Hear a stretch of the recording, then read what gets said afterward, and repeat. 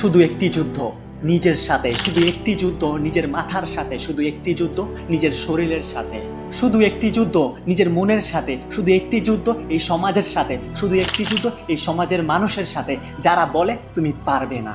যখন তোমার শরীর তোমাকে বলে উঠবে আমি আর পারছি না, আমাকে দিয়ে আর হচ্ছে না, আমি ভেঙে পড়বো, আমি দুর্বল হয়ে গিয়েছি, আমি ক্লান্ত হয়ে গিয়েছি, তখন নিজের শরীরকে একটি থাপ্পড় মেরে বলিও তুই ভেঙে পড়, তুই অসুস্থ হয়ে পড়, তোর জ্বর হোক, তোর কাশি হোক, তুই অসুস্থ হয়ে মাটিতে মুখ থুবড়ে পড়, কিন্তু এবার আমি আমার লক্ষ্যের উপরে কাজ করা থামিয়ে দিব না।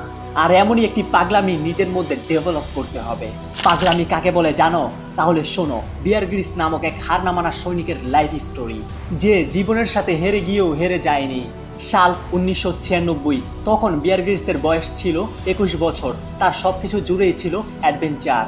তখন সে ব্রিটিশ স্পেশাল ফোর্সের একজন সৈনিক ছিল, আর তার জন্যই কোনো একটি মিশনে প্লেনে করে নর্থ আমেরিকার দিকে যাচ্ছিল। তখন প্লেন 16,000 ফিট উপর দিয়ে যাচ্ছিল, আর সেই 16,000 ফিট উপর থেকে বিয়ার গ্রিলসকে প্যারাশুট নিয়ে জাম্প দিতে হবে। যখনই বিয়ার গ্রিলস প্লেনের দরজা খুলে নিচের দিকে তাকালো, তখন তার মধ্যে কোনোই ভয় ডর কাজ করছিল না, কারণ সে এর আগেও অনেকবার প্যারাশুট নিয়ে জাম্প দিয়েছে। কিন্তু সেদিন যে তার সাথে কিছুটা অন্যরকম হবে সেটা সে বলেও কল্পনা করতে পারেনি। বিয়ার গ্রিলস প্যারাশুট নিয়ে প্রস্তুত, অ্যান্ড সে জাম্প দিল, আর সঠিক সময় বুঝে তার প্যারাশুট সে খুলে দিল। কিন্তু তারপর সে বুঝতে পারলো সে অনেক স্পিডে নিচে পড়ে যাচ্ছে। প্যারাশুট খোলার পরেও তার স্পিড কমেনি। যখনই সে উপরের দিকে তাকিয়ে তার প্যারাশুটটি দেখলো, সে দেখতে পেল তার প্যারাশুটটি ঠিকভাবে খুলেইনি। সেটা দেখার পর সে পুরোই শকড, নিজের সর্বোচ্চটা দিয়ে বারবার প্যারাশুট খোলার চেষ্টা করছিল, কিন্তু কোনোভাবেই ঠিকভাবে প্যারাশুটটা খুলছিল না। তখন প্রত্যেকটা সেকেন্ড তার কাছে অনেক বেশি গুরুত্বপূর্ণ হয়ে গিয়েছিল, আর নিজের সর্বোচ্চটা দিয়ে চেষ্টা করতে করতে 16,000 ফিট উপর থেকে পিঠের উপরে ভর দিয়ে মাটিতে আছড়ে পড়ল। কিন্তু অবাক করার বিষয় তো এটা ছিল, এত উপর থেকে পড়ার পরেও সে সেন্সলেস হয়নি। তখন তার চারপাশ অন্ধকার হয়ে এসেছিল, ভয়ঙ্কর রকমের ব্যথা সে অনুভব করছিল আর চিৎকার করছিল। আর যখনই তার টিম মেম্বাররা তাকে উদ্ধার করে কাছের একটি হসপিটালে নিয়ে গেল, সে প্রচণ্ড ব্যথায় চিৎকার করছিল। আর যখনই ডক্টর তার পিঠে ইঞ্জেকশন দিল, ধীরে ধীরে তার ব্যথা কমে আসলো। যখনই তার ব্যথা কমে আসলো, সে ওঠার চেষ্টা করছিল, বাট সে কোনোভাবেই উঠতে পারছিল না। তারপর ডক্টর যা বলল সেটা শোনার জন্য সে একদমই প্রস্তুত ছিল না। ডক্টর বলল সে আর কোনোদিন চলতে পারবে না, চলা তো দূরের কথা, সে আর কোনোদিন উঠেও দাঁড়াতে পারবে না। আর এটা শোনার পর তার ভিতরে একটি ভয়ঙ্কর রকমের ঝড় শুরু হয়ে গেল, তার সকল স্বপ্ন ভেঙে টুকরো টুকরো হয়ে গেল। ডক্টর বলল তার পিঠের 3টি গুরুত্বপূর্ণ হাড্ডি পুরোপুরিভাবে ভেঙে গিয়েছে। আর বিয়ার গ্রিলস এগুলো শোনার পর ধীরে ধীরে ডিপ্রেশনে চলে যাচ্ছিল। তখন বিয়ার গ্রিলসের সকল স্বপ্ন, সকল আশা শেষ হয়ে গিয়েছিল। বিয়ার গ্রিলস বলেন, যখনই ঘুমে আমার চোখ বন্ধ হয়ে আসে, আমি স্বপ্ন দেখতে শুরু করি আমি অনেক উপর থেকে নিচে পড়ে যাচ্ছি। দিন যত যাচ্ছিল তার অবস্থা ততই খারাপ হচ্ছিল।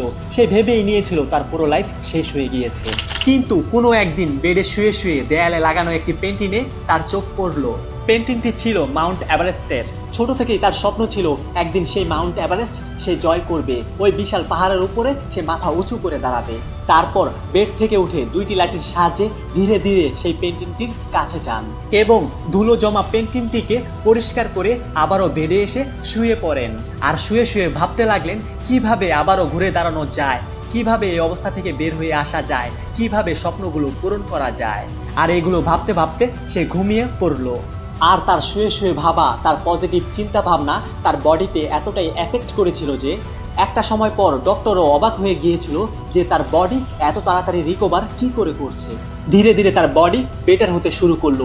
যেই ছেলেটাকে ডক্টর বলেই দিয়েছে সে আর কোনোদিন চলতে পারবে না, সে আর কোনোদিন উঠে দাঁড়াতে পারবে না, সেই ছেলেটাই নিজের জেদকে কাজে লাগিয়ে, নিজের আত্মবিশ্বাসকে কাজে লাগিয়ে আবারও ঘুরে দাঁড়ান। আর সেই ছেলেটাই মাত্র 18 মাসের মধ্যে 1998 সালে মাউন্ট এভারেস্ট জয় করে দেখান। আর এটাকেই বলে পাগলামি। তারপর তাকে আর পিছন ফিরে তাকাতে হয়নি। আমরা তাকে ভালো করেই জানি সে কি করতে পারে আর সে কি করেছে। উত্তাল সমুদ্র, সাপ বিচ্ছুর আতুরঘর অ্যামাজন, ভয়ঙ্কর তাপমাত্রার সাহারা মরুভূমি আর হিমালয়ের মতো ভয়ঙ্কর জায়গা থেকেও সে সারভাইভ করে এসেছে। যেই ছেলেটার চলার ক্ষমতা ছিল না সেই ছেলেটাই মাউন্ট এভারেস্ট জয় করে দেখিয়েছে, যেটা তার ছোটবেলার স্বপ্ন ছিল। তার স্বপ্ন পূরণ করার জন্য প্রত্যেকটা মুহূর্ত তার বডির সাথে সে লড়াই করে গিয়েছে। যদি সেদিন সে হাল ছেড়ে দিত, হয়তো আমরা তাকে চিনতেই পারতাম না, আমরা তাকে জানতেই পারতাম না। যদি একটা মানুষ এত খারাপ অবস্থা থেকে উঠে এসে বিশ্ব জয় করে দেখাতে পারে, তাহলে তুমি কেন পারবে না? তুমি কেন নিজের স্বপ্নকে পূরণ করতে পারবে না? তুমি কেন নিজের ড্রিমকে অ্যাচিভ করতে পারবে না? নিজের মধ্যে একটি পাগলামি নিয়ে আসো, নিজের মধ্যে একটি ভয়ঙ্কর রকমের জেদ নিয়ে আসো। নিজের লক্ষ্যকে অ্যাচিভ করার জন্য, নিজের স্বপ্নকে পূরণ করার জন্য, নিজের ড্রিমকে অ্যাচিভ করার জন্য নিজেকে এমনভাবে তৈরি করো যেন তোমার ডিকশনারিতে হেরে যাওয়া নামক কোনো শব্দই না থাকে।